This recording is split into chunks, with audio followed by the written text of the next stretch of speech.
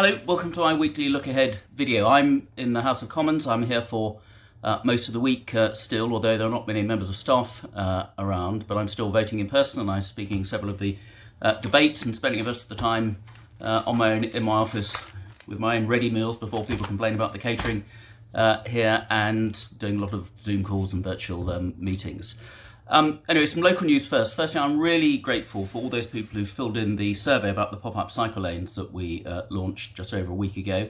We've already had over 1,100 responses and some really helpful comments about how we can make some improvements to make cycle lanes in Shoreham more sustainable. The government's just announced a second tier of funding for cycle lanes, and absolutely key to that is that there should be proper consultation with the local community before any future cycle lanes are agreed, and that's really, really important. We'll feedback the results from that survey before Christmas, warts and all.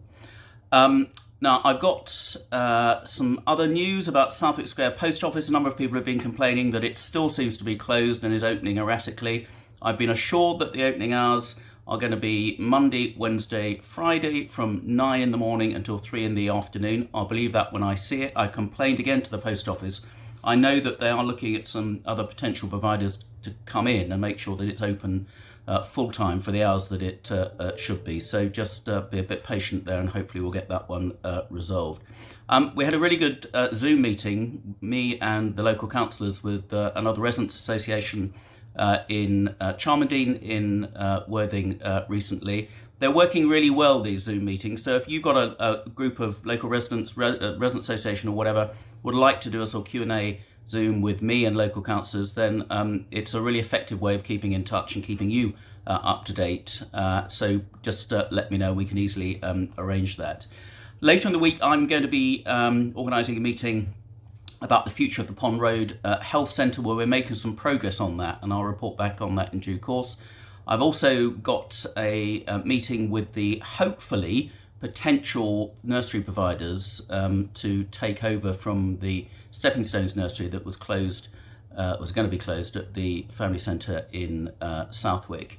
I've also got a really interesting virtual debate with the West Sussex Youth Cabinet, who are debating the subject of racial inequality and what we can do in schools to address that issue.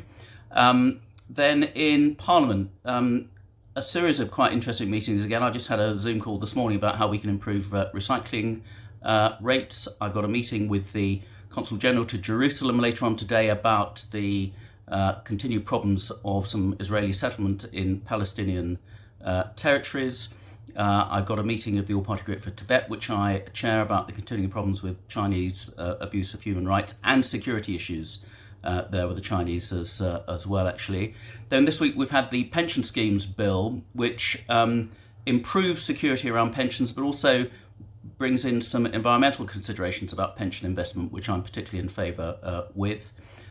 We've got an interesting 10-minute rule bill, a private members bill, where my colleague Andrew Mitchell is proposing that for every nurse who we employ in the NHS from a developing country, we have to pay to train 2 more. And I think it's a really interesting point that we seem to be giving aid money, quite rightly, to help train up nurses and doctors in developing countries, only for them then to be taken by Western countries in the NHS or in America or whatever. And that just seems to be a complete waste of resources and taking away some really valuable resources that they need in developing countries even more than us. We've got the National Security and Investment Bill, which I'm hoping to speak on, and that's about how we make sure that foreign companies taking over UK companies have to go through a rigorous scrutiny to make sure that they're not undermining our national interests or our security interests in particular, and that's a big issue with Chinese companies, as we know. There's a debate on the future of the aviation industry, which I'm going to try and get to if I can get away from other meetings, and also a debate on regulation and prevention of online harm. So there's a lot going on in Parliament this week, even if there aren't an awful lot of people around. But we will carry on getting on with the work and getting on with the increased number of emails which I'm getting at the moment. So keep them coming. Just be patient for me getting back to you as soon as I can.